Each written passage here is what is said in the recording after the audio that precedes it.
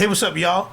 Welcome back to another episode of the Nerdy Volume Podcast. Today, we're going to floss out all the truths of the latest shows in cinema.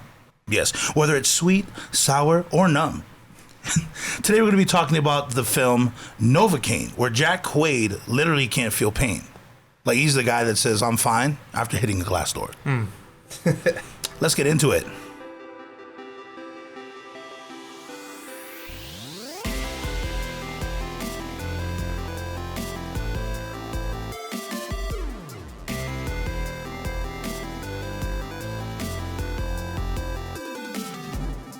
Okay, so Novocaine is a movie that I was intending to watch when it came out, and I thought it came out on Christmas because it said they did, or at least they talked about Christmas in the film at the end. But I guess that was the case. But I was intending to watch this movie because I thought it was funny. I knew it was going to be like a rom-com and such, and it's funny because like I've seen Jack Quaid before, the main actor, or his name is Nathan Kane in the film. I've seen him before. I just didn't know where. And the show that popped up for me that I remembered when I'm looking at his discography was Plus One. Oh, yeah, where he was single, but he was invited to all of his friends' weddings, but he didn't have anybody to go with, and so there was this other girl who was single. Same predicament as he is, and she was getting invited to all of her friends' weddings, but she didn't have a date. Oh, interesting. Yeah, and so they decided to become their plus ones, and that was a rom-com too, which is it was a nice one. It was the Maya Erskine.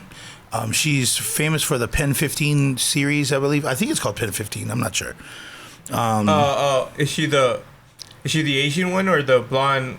She's the Asian one. Oh, okay. Yeah. I know which movie you're talking about now. Yeah, and she reminds me of the woman from Mad TV, but I don't remember her name. I know who you're talking about. Yeah. When I saw her, I was like, hey, is that the younger sister? They weren't, because I've never seen that last name before. When I think of Jack Quaid, I automatically, and I'm sure probably everybody else does, automatically think The Boys. Oh, yeah. I forgot. I haven't watched The Boys at all. Yeah, that's why we haven't covered it yet. Unless you guys want us to cover it, we can do it. Boys is interesting. I was thinking about that.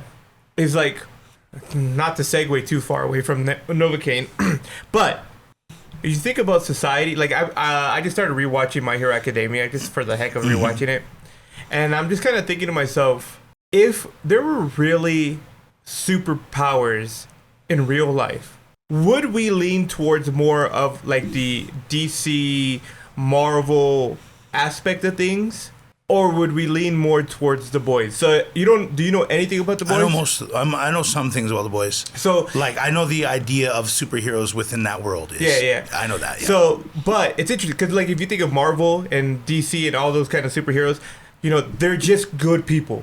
Yeah. Right, and they're honest, and they're the epitome of what a superhero should be like. Yeah. Right. But then you have The Boys, and they kind of have like the realism that they're still people, and just like people, they can have have a persona of being good, but have so many like issues behind closed doors, right? Because in reality, the main superhero, I forgot his name for The Boys. It's like right there on the tip of my tongue, but he's like the epitome of what a superhero is. He's like super strong. Yeah, he's Superman in almost every way. Right. But he's just evil. Homelander. That's what it was. Yeah, evil in the inside. He's just rotten to the core. Right. And you're just like, dang, that's crazy. And it kind of makes you think, it's like our society, like in reality, people aren't just inherently good all the time. Yeah. And I think there would be a lot of people who would become superheroes, right, and allow that to just like inflate their heads. So they become egotistical and like to the max. Absolutely. And then because they have all these superpowers, because they're almost indestructible. Absolutely. Dangerous. And right? Yeah, and it's funny you say that too about the powers, but you could also say that with coming of age films, where you have a nerd who is being bet on by the popular girl, and the popular girl makes this nerd popular. Yeah. but it gets to his head. Yeah, exactly. And all of every a sudden, 2000 movie. Yeah, literally every 2000 movie. Like, what was it? Love Don't Cost a Thing. That was with Nick Cannon, and who's that one girl? I forget the main girl, but she was gorgeous. Oh, she probably still is. I haven't seen her in a while.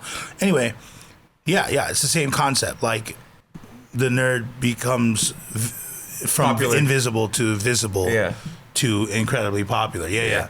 And then obviously at the end, people are telling them like, "Hey, bro, like, know your place." Yeah, you know what I mean. Like, at the end, it's it just scares me. Like, I think it's kind of a good thing we don't have superpowers in real life, because I don't know if people would be responsible with them.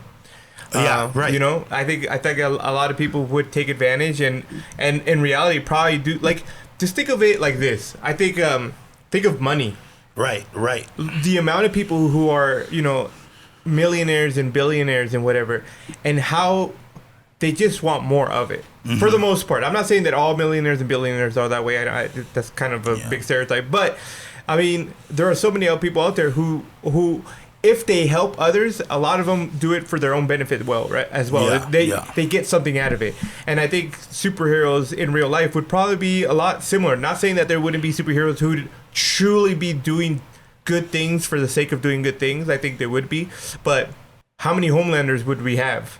Or the other superheroes in The Boys, who are just so self-conceited and like, oh, we're the best and all this. I don't know. It's kind of crazy. The perspective is really wide. Yeah. Because even like for bad guys, like they say they're punks or people that grew up not in so good areas. Say they meet someone and they have a child with that person, and they really love this family that they've created. And then all of a sudden, he wants to save people. Yeah, you know what I mean. So there's also that perspective where you're a bad dude. You like to steal because you love the thrill of it. But then all of a sudden, when your family or your people are being, how would you say, threatened? Yeah. Then something can go wrong. Yeah, you definitely. Which brings us to Jack Quaid, who is also in The Boys. That's part of the reason why I was mentioning The Boys. Oh, okay. But Jack Quaid has his own superpower, sort of. Also, probably the worst thing you could probably have in real life, which is he is like pretty much has no pain receptors in his body, right? What is it? What was his condition? It was congenital insensitivity to pain and adhosis. Interesting. Is where he can't feel pain or temperatures, and that's he a real cannot thing. Sweat. Yeah, I remember watching. What was that show? Move That Bus. They build houses for people. It was a TV show. I know which show you're talking about. You know what I'm talking about? I don't know the name of it though. Oh, and they had a bus and they would just cover the house or whatever. There was a family there. I thought it was called Move That Bus. I don't think it was. But there was a family on there, and I think this is the first time I ever heard of it. And the guy, he couldn't feel temperature. He had to always wear like a cold jacket on, like it had ice on it, because he would overheat very easily.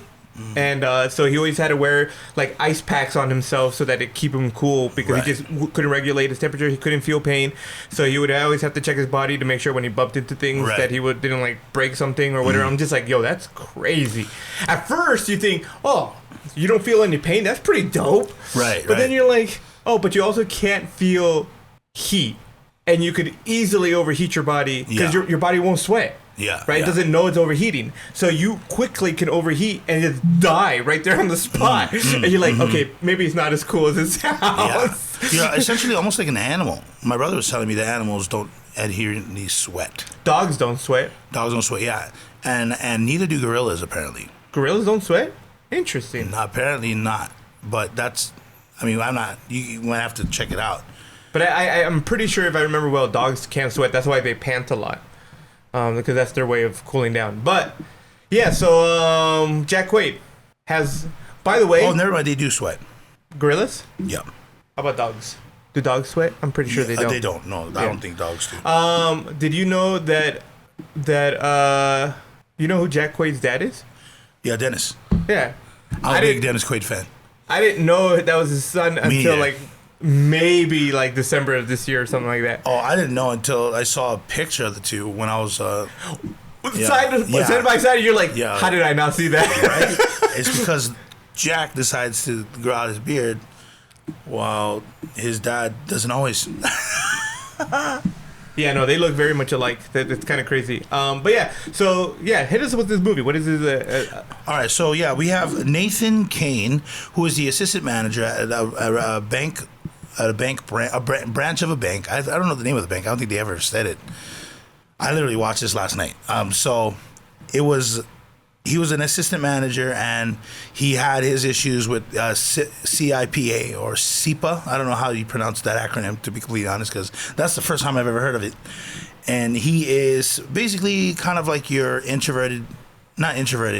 introverted person, but he's very, like, I guess he's compassionate, which is really nice. You know, you see him helping out his clients, and then there's a beautiful girl in the bank that works with him, and he is immediately in love. You know, she's like, oh my gosh, this girl is mine. This was what he was saying, essentially, right? So he's like, so he already thinks that nothing can happen because of his condition. A lot of women, you know, wouldn't want to be with him.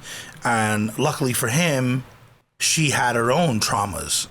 You know what I mean? And she also thought nobody wants to be with her and this and that. But I think what was really nice about it was that he was pretty upfront about everything. And he was very nice in a way that he didn't know he was being very nice or thoughtful. And there was a scene that he did remember when they went on a date, they were in the bar, and then he saw like the artwork. He's like, this yours?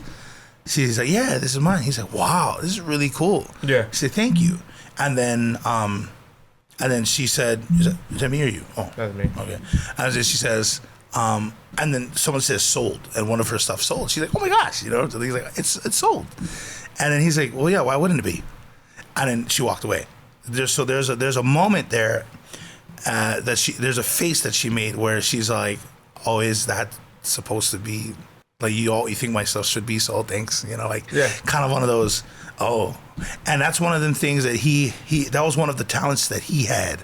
That I know a lot of guys like him who end up with, like women that they never thought they'd ever be with. Like, married with kids and everything like that. I know those kind of guys. And they would say those things, those very nice things that they think is casual, but the ladies, their now wives, eat them up. Because, one, he's sincere. Two, he just thinks it's just whatever, you know what I mean? And I think that was a nice little inkling of, oh, this is also a rom-com, right? And then, you know, obviously, throughout, if you saw the trailer, there's a bank robbery, and it involves, bro, I liked the bank manager. He was such a good bank manager. It's always the good ones. I was just like, I can't believe it, man. So, like, you know, if you guys if you're already here, I mean, I've already kind of spoiled a little bit, maybe a little bit. But if you haven't seen it, pause it, go watch it. It's on Paramount, and come back. Oh, welcome back. All right, so he got shot. I know. I was like, why? He was such a nice guy. And you know, and what made him even better was the fact was they're like, give me the numbers. He's like, nah. No, he was ready. That bank manager was ready. I was just like, you know, man, I bet you all of those people that worked for you will never forget who you were. You know what I mean? I was just like, I'm gonna just tell you right now. I was like, you may think that you didn't do much for the world, but you did enough for that group of people that will take it with them when, you know, should they survive this ordeal. But yeah, so, you know, that's kind of like the basics of the show. Yeah. You have Nathan, who's going through stuff with his own issues. And then you have this other character who is played, or Sherry is her name in the series. Well, actually, Sherry is a cover name, but Sherry is her name at the bank. And she is taken hostage. And this whole film is basically Nathan trying to find her. Trying to get her back. Yeah. Trying to save her life. Yeah. And then you find out. Actually, okay, so when I first saw the trailer, the first thing I thought, I was like, oh, she's in on it. That was literally the first thing I thought of. I was just like, look, this is a strange storyline just to begin with, because you had me with the whole, like, I can't feel pain. I can't feel temperatures. Also, I have a hard time sweating, which is hilarious. But I'm all like, bro, this is I was like, I don't know how you're gonna do this. And then all of a sudden, this beautiful girl's gonna give you the time of day out of nowhere. You know, and it kind of like was a little suspicious because I'm just like, why was there no relationship prior to? Because the way that the trailer brought it up was like they've known each other for a while. She's only worked there for I think 4 months. That's what she said because she spilled coffee on him. Yeah, and she's like, am I fired? You know, she's like that. And I was like, oh dang, like they didn't even have What's funny is that she wanted to get the numbers, but didn't have. Yeah. They didn't have the numbers to get. She's basically the inside. The inside woman. The inside woman for the job. Yeah, I when that was revealed, yeah, it wasn't a shocker. Yeah. I was like, not a surprise. Because the way they treated her when they were trying to like rob the bank compared to how they treated all the other people, I'm like, why of all the people she's the one you just kidnapped? Like, that's weird. It's a little specific. That was super weird. So yeah, it didn't really surprise me. And then you come to find out she is part of it, and you're just like, oh, yeah. Suspicions have been confirmed. And she did say that she was in a foster home. Yeah. At the end, and she had like an older brother. Yeah, the main bad guy was her older brother, Simon. Yeah. And so they were doing it together. Whoa, that yawn came out of nowhere. Apologies. The main brother was the main bad guy was her brother, and so and he was a psycho. He was completely didn't care about consequences. He didn't even care about his sister, really. Yeah, you know what sucked was his care for the other guy Ben was very low. Oh, and, he didn't care for nobody. He didn't care. I was just like, bro, how do you expect people to work with you then? Yeah. I was just like, you should just work for yourself. Yeah. You know what I mean? Yeah. And I didn't know how Novocaine was going to do this. So after I understood his condition, I was like, oh, then what? You know, it's just like so he was getting knocked out here and there. I was like, okay, that makes sense. Just because you can't feel pain doesn't mean that your body's not going to react the same way that somebody could feel pain. Right. And I'm just like, bro, that's crazy because he got knocked out in the kitchen when he first fought Ben, which was the first brother. And it's funny because I already knew that I knew how the end of the scene was going to be because of the trailer. Which trailers, dude? Stop. Please leave up some room for the imagination. I mean, the only show that I remember that didn't have me tripping about certain things was Sinners. I watched that movie. That was a good movie. That was a really good movie, and I did not expect that. What another part of the film was about. I did know that it was a monster film, though. I mean, just want to get that out there. But anyway, you had Novocaine versus Ben, who apparently is military. You find that out later, but I mean, look at the way that he wore his bulletproof vest. I mean, the way that he kind of moved around the kitchen is kind of pretty tactical looking. I don't know. And I'm like, okay, this guy looks like he knows what he's doing. And I was like, I don't know how Novocaine's going to beat him because he can still get shot and die. He just won't feel it. Yeah. You know what I mean? I'm just like, that's kind of cool. His name is cool. But I was just like, I don't know how he's going to win this. And I'm just like, I was like, he couldn't learn any like self-defense because that would have been crazy. But then I was just like, nah, I don't think so because he would have known when to stop training. The fact that he couldn't eat cherry pie was, oh, because he was scared he would always bite his tongue off. Yeah. Yeah, that's crazy. Yeah, that's a crazy fear. Like anything you eat, you're scared you're gonna bite yourself. It's like, I guess, like, because when that part actually happened, I was kind of confused because I was like, well, why would you bite your tongue off? But I guess if you kind of think about it, the only reason why we don't bite our own tongues off is because we somehow train ourselves to chew without biting our own tongues off. Yeah. Right? Mm-hmm. And I guess he'd never, because the moment we bite ourselves, like, oh, okay. Yeah. Maybe subconsciously, I don't know. This is kind of a weird thing. Like, do we inherently know how to chew things without biting ourselves? Or do we learn not to bite our tongues because at some point we do and our mouth starts to train itself so that our tongue doesn't get in the way? I don't know. I think it's the same concept as our eyes ignoring our noses in the front. Now I see it in my You know what nose. I mean? I mean, we can see it there. Yeah. I mean, well, we have to like kind of focus on it. But like when we look straight, you don't realize that it's it's kind of in our vision, but we block it out. That's true.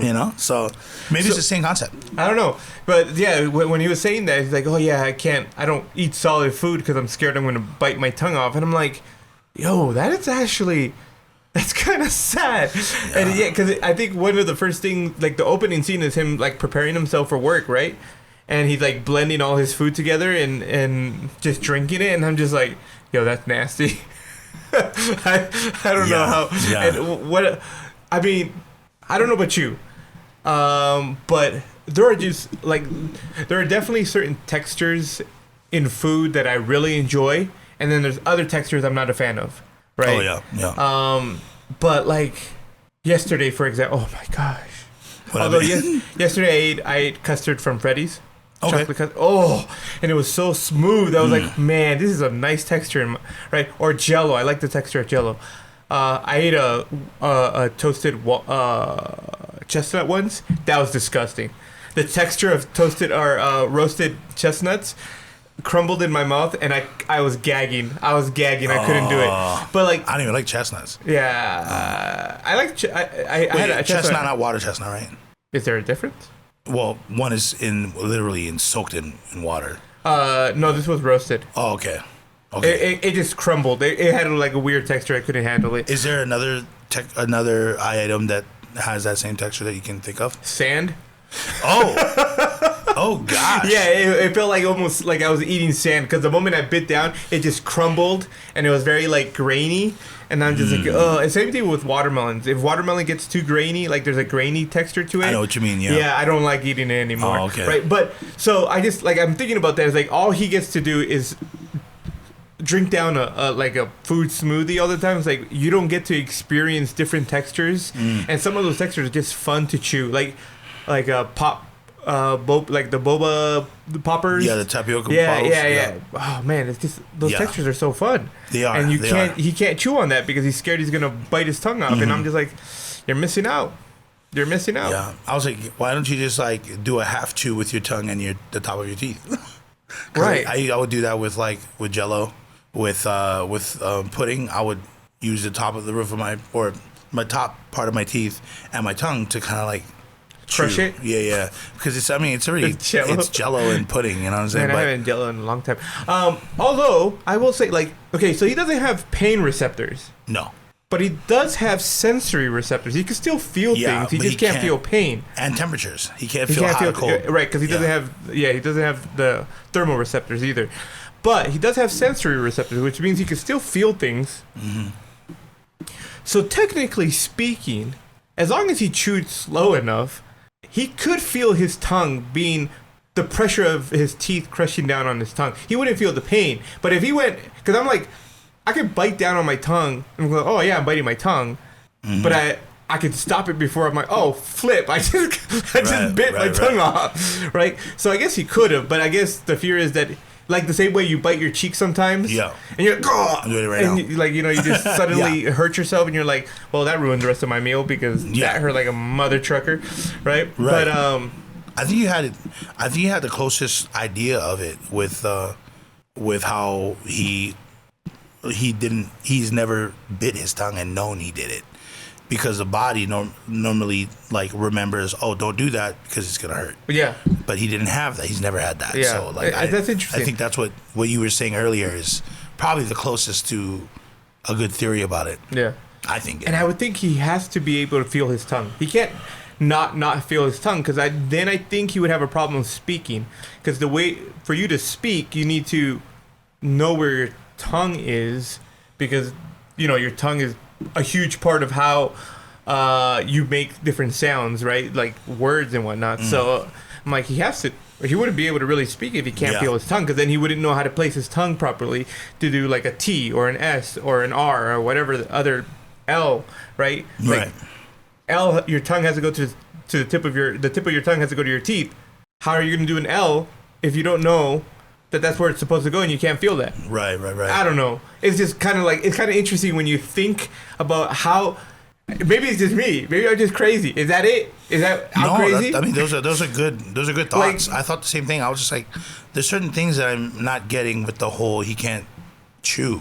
I was like, why can't he chew? I was like, can he not feel his tongue when he's eating? Right. You would have to be able to you gotta feel it. He can still feel other parts. Mm-hmm. I mean, he confirmed it with her when she asked him, was there You know? Yeah, when she was, yeah. So I was just like, oh yeah, okay. All right, good. I'll just say you'll be fine. You'll be fine.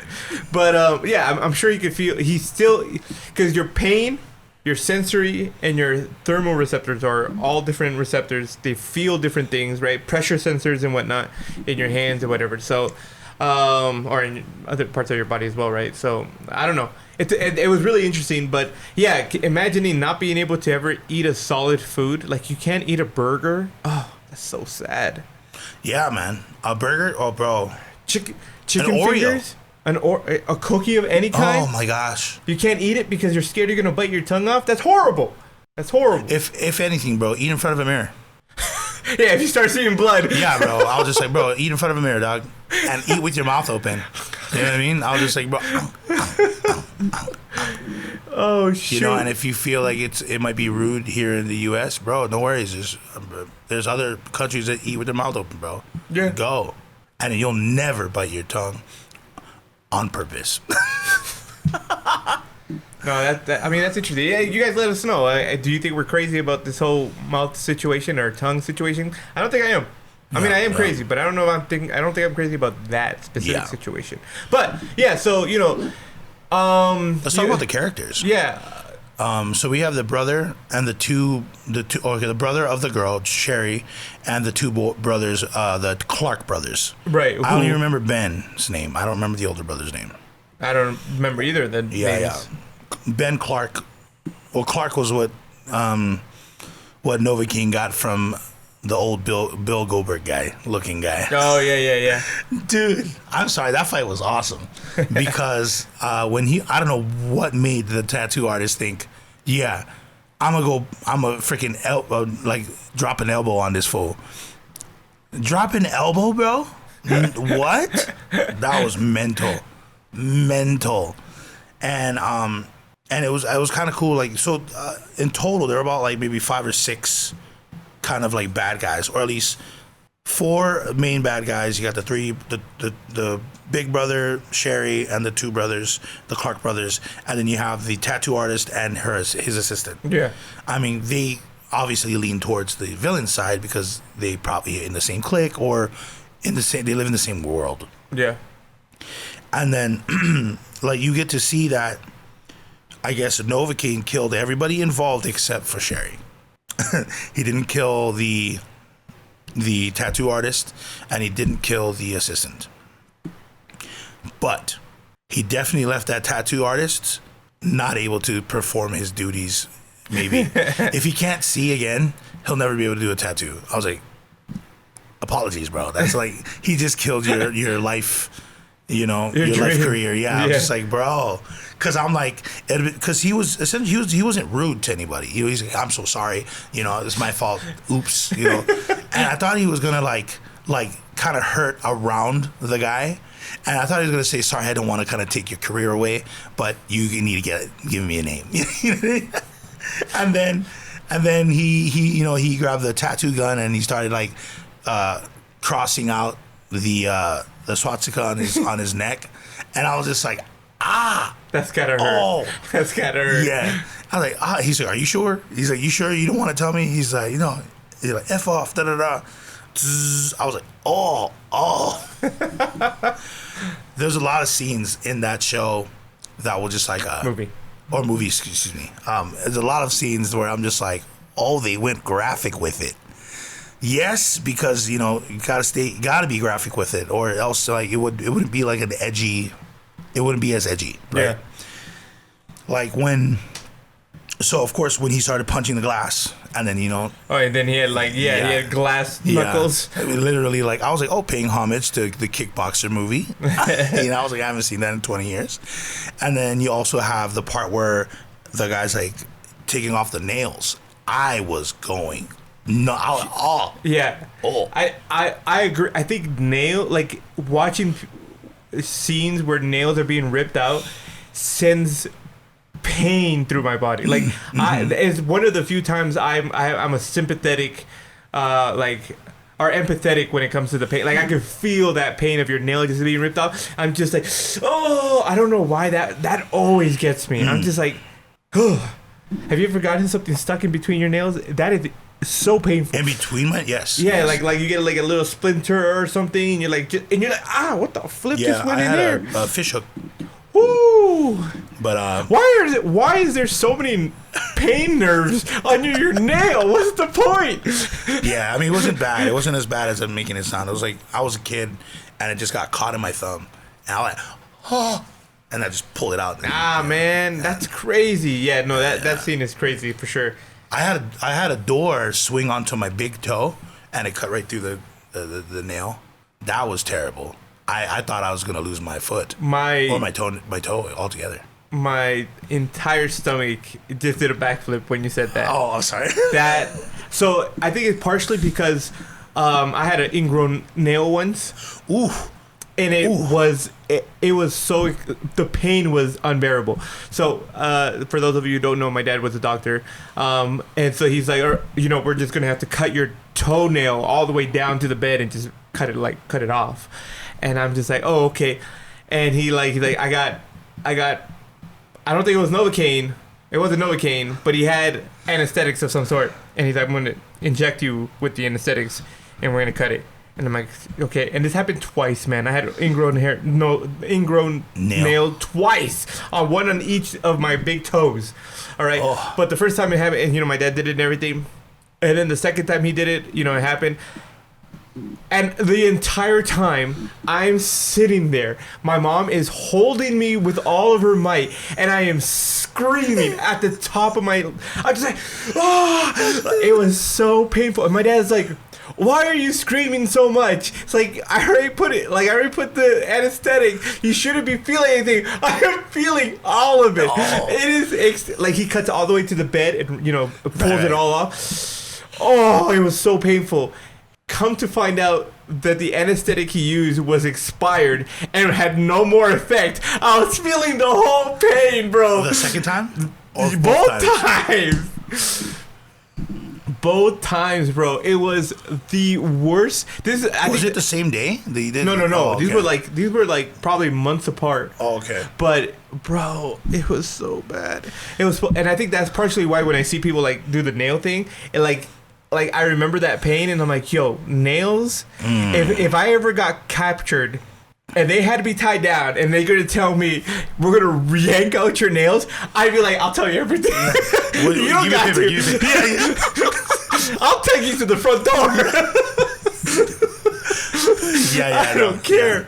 Yeah, that's why, if anybody want to recruit me to be a thug, be like, hey, bro, there's certain things.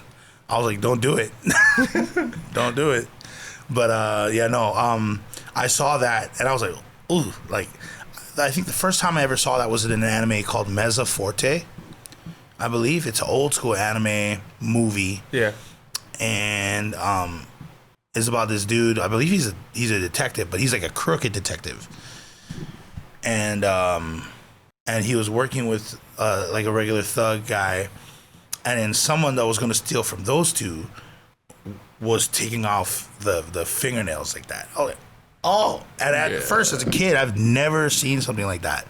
So I believe I was like maybe 13, 14, and I'm just like, I was like, I don't even know what that feels like. And I'm like, I know what it feels like when it's on your nail or like on your toe. Yeah. But it is not the business for sure. No. And so and it was funny too, because like the older brother of Ben, of the two bad guys, he's all like, oh yeah, this little piggy, this ripped off. And he's like, Yes, I remember the scream. Yeah. And the delayed guy, the guy's just like, nothing? For real? He's like, and back in special forces, this is what the stuff I used to do. oh, that hurts the most. That hurts so much. I'm sorry. His reactions was perfect. Yeah. It was literally top tier for me. Too cool.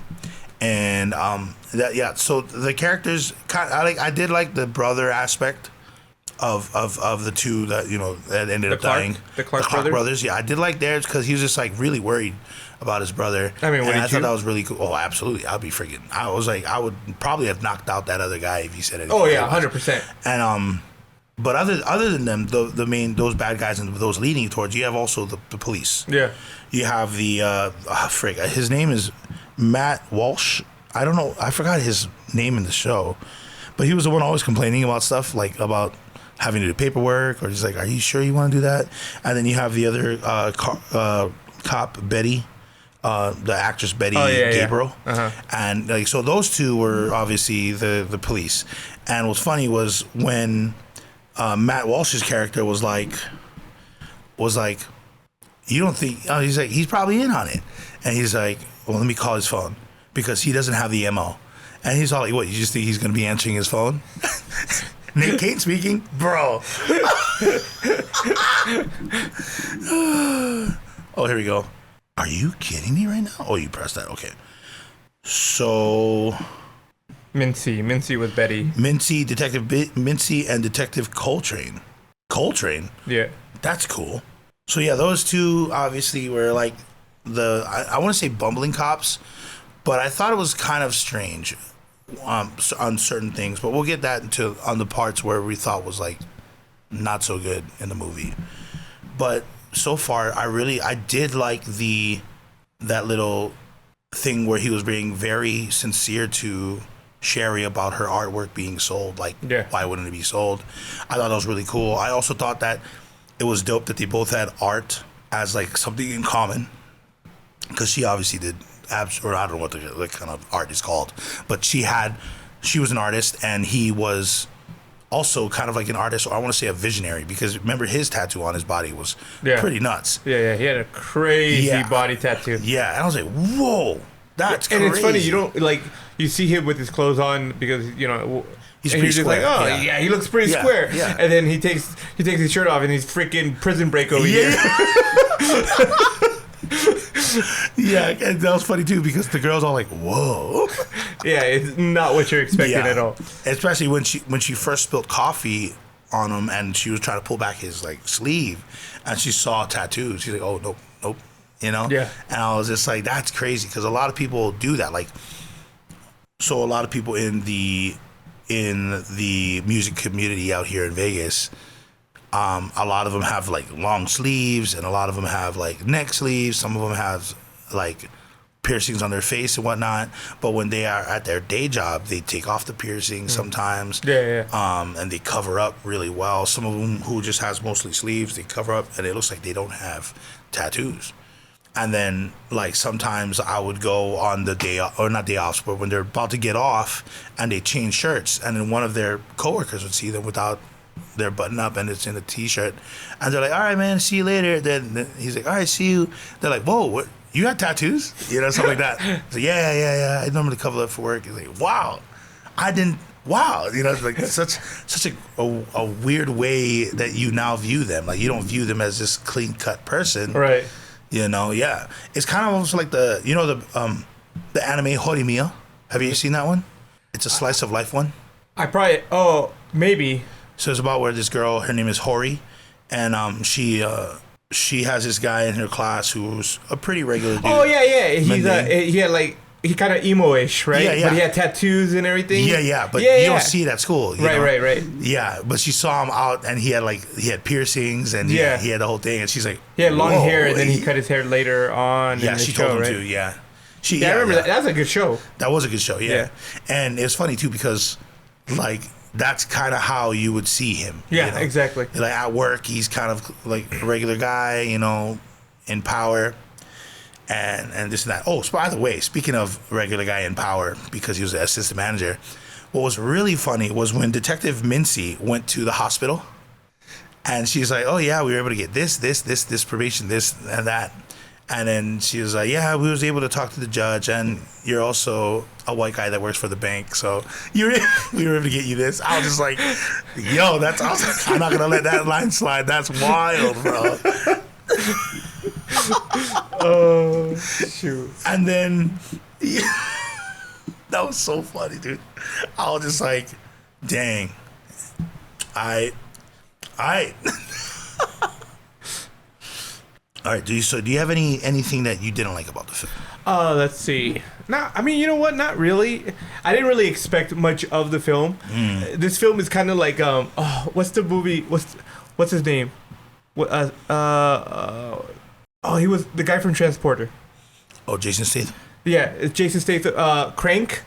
Oh yeah, it kind of gave me like that Crank vibe to it. A little bit. Yeah.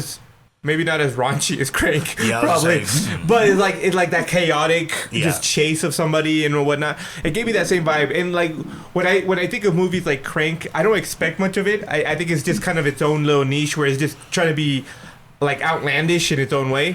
And so this movie was kind of that for me. So I wasn't expecting it for it to have like a phenomenal plot line or like the craziest action like scenes, and especially like the character isn't like prone to fighting. That's not his thing, right? He's just a guy who works for a bank, and the girl that he like got kidnapped. He's like, I gotta do something about this, but he doesn't know how to fight. He doesn't know how to really defend himself. Right. You know, his only ability was that he just doesn't feel pain. Yeah. And so because of that, he's able to like withstand people whooping him. Right, and that was really the entire movie. People just whooping him, and him luckily just getting the best punch in or like the best attack on them and knocking them out or whatever. Right. So yeah, no, I can't say there was anything I disliked about it. I mean, like I said, I wasn't expecting much. The girl being, part of the crew that robbed the bank wasn't a surprise. So if anything, maybe that it's like, oh, I wish you made it less obvious. Yeah. Right? Yeah. That's about it. But then again, once again, this is one of those movies, in my opinion, that falls in the same world as Crank in the sense that it's just its own thing, and it's not really taking itself super serious. Right. So, if you don't take it serious, then it's what it is. I think that there's a lot of notions of teamwork, partnership, friendship, and family in this film. Very true. Right. I'm surprised Vin Diesel didn't just show up. Yeah. Family. No. So the friendship part was amazing with his friend online. Cause that was true. Yeah. He's like, I thought you said you were 6'5" and looked like Jason Momoa. He's like, yeah, but I said I kind of look like Jason Momoa. And he's like, he's a specific looking man. Yeah, that was a good. I can't believe I forgot about that whole part. Dude, no. I said I look like Jason Momoa. Or kinda. He's a very specific looking man. And I was just like, it's funny too, because when he said that line, he was looking at his head, and he's bald. And Jason Momoa has long hair. Yeah. And I was just like, that's funny. And I thought that was a really fun story, or not story, but line. And their friendship was really nice. That I'm glad that it blossomed the way it did. The love story between him and Sherry was also really nice. The brothers, the Clark brothers, awesome. The relationship that the branch manager had at the bank was fantastic. They had that was a solid bank branch, I want to say. I was like, I'm pretty sure everybody, like, if they had gossip, it's amongst each other. Not so much about the manager or anything like that. Yeah. And then you have the cops, Mincy and Coltrane. Coltrane is normally the complainer, but the partner of Mincy. But the thing I didn't like, I think the most, well, there are two things that I didn't really like, but I think it's more of a preference. The first thing was they did a very light job on explaining when Nathan or Novocaine was talking to Mincy and saying, is there someone important to you where you're not going to just trust somebody that says you're going to do it? You know what I mean? Like, will you do it yourself, right? Like, do you have someone like that? And she's my daughter. Like, that was her. That was her thing to open up. And I was like, I'm pretty sure cops aren't supposed to do all that, but maybe I'm not a negotiator. Oh, luckily I do know a negotiator here in Vegas, but I'll go ask him next time. So I just thought that was a little bit weird that she opened up a little bit, but I guess it was just so, if he is a suspect, like, they'll open up. But he's all like, no, you're going to take forever. You're probably not going to even find him. I have a trail, and I'm taking it. I'm taking it. And then later on, you see that she's like, oh, here you go. This is for you. And it was a drawing. And I'll just say, oh, from the girl's daughter, or lady's daughter. And then from my daughter. So I'm just like, I understand that it's a nice gesture. I just felt like we didn't even get to see the daughter. You know what I mean? We just heard that that's the most important person to you, as well as you just lost your partner. And that was the second part that I didn't really enjoy, because I was just like, why did they have to kill him? Why did they have to kill the bank manager? Bro. Yeah. Well, he was cool though. Like the bank manager. True. He went down. Coltrane was kind of a jerk. He was a jerk, but to everybody else except his partner. But he was not. He was pretty, and he's docile for the most part, right? Yeah. And he gets shot and killed. I was just like, that sucks, because I liked his character. He was like those aloof guy that is kind of lazy, and he has like a very sharp tongue. You know what I mean? Like, he's a jerk, but he wasn't bad. True. And obviously Mincy was very fond of her partner. So I mean, you know what I mean? Like they worked together for so long. So I was really kind of confused at those two parts. I was just like, okay, so the daughter was brought back and the partner died. I was just like, this woman's character felt like a little forced within the story. I think it would have been better if the daughter showed up, like maybe on when Novocaine was at like the what you call it, at the tattoo shop. Yeah. And they were trying to follow his lead, and then the daughter calls her or something like that. I think that would have been cool. And if she was in the vicinity near where, when he goes to Ben's house and he finds Clark's and automotives, I think it would have been crazy to see the daughter walk across the street in front of the same building. You know what I mean? And then, and she's on the phone. She's like, oh, yeah, Mom, I'm over here by this and this and that. And she finds out that that's the same place. You know what I mean? Like, there wasn't no... the daughter, right? Yeah. So like, she wasn't put in that same position. What rather it was, she was put in a tough place because she got shot. And she got shot, and she was just like, you're gonna drive to Sherry, who was also the bad person in this whole case.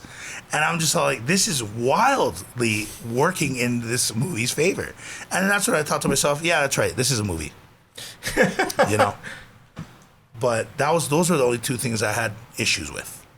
Other than that, like the friendships, the family dynamics was great.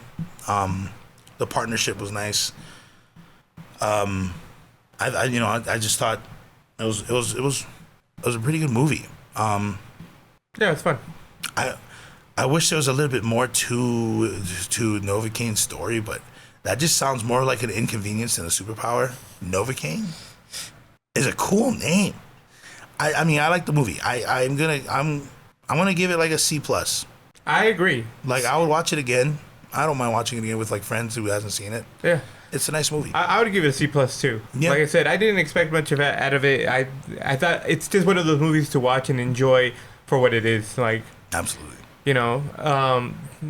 Nothing was invested in it except for it's not like I think people might look at this and go, well, you seem to have enjoyed this movie and you give it a C+ and you don't complain about it. But then you have like Marvel and you're giving it a B- and you're complaining about it. Right. But that's because we've invested years of our lives into these things and they're not getting better. Well, right. Thunderbolts was pretty good in comparison to some of the post Endgame movies, right? But yeah, I mean, that's part of the reason, right? It's like this movie is just a movie to watch and just enjoy for what it was, right? So it is a standalone film, so that helps too. Yeah. So yeah, a rom-com action film. I thought it was nice. It'd be cool if they ever did a sequel. It would be dope to heal the sweating aspect, so he can learn some martial arts. Which is kind of interesting. Remember when I was talking about the guy who couldn't feel like he would overheat? Nate would have overheated so many times throughout this movie. Like, bro, you've been running. Yeah, yes. Your body is not sweating. You're dead. Yeah. You're dead probably before you even make it to the tattoo shop. Absolutely. You're right. But he should have been overheated. Yeah, but you know what? It's one of those things you just got to overlook. And he has to at least pee 8 times a day. Yeah, true. Because it was. Maybe every that's what 3 kept him hours. cool. He just probably just peed on himself as he was running after things. It's like, keeping myself chill. Chilling out. Yeah, and then I didn't understand when he put the adrenaline. What was that? What was the stuff he putting in his leg? Yeah, adrenaline. Adrenaline. It was crazy. it wasn't adrenaline. It was an EpiPen. Oh, I see. Right, but when you hit yourself with an EpiPen, it does give you a rush of adrenaline. I see. So yeah, that's why like revived them. Yeah, he did that twice. That's crazy. And it's a steroid too, right? Yeah. Yeah, well, no. I think this movie is definitely what I thought it'd be. Like, it was really creative in a way that I've never heard of this before. This issue with with the, what is it? Congenital insensitivity to pain and adhesis. I've never heard of that. Yeah. And I would never wish this on anyone. Yeah, no, it's definitely not fun. Terrible. I mean, for real. All right, y'all, that's going to wrap up this episode. Follow us on IG, Facebook, X, and TikTok. You can catch all of our video content here on YouTube. Please leave a review as it will help this podcast grow, and join our community on Discord. Thanks for hanging out with us. And don't forget, turn it to 11.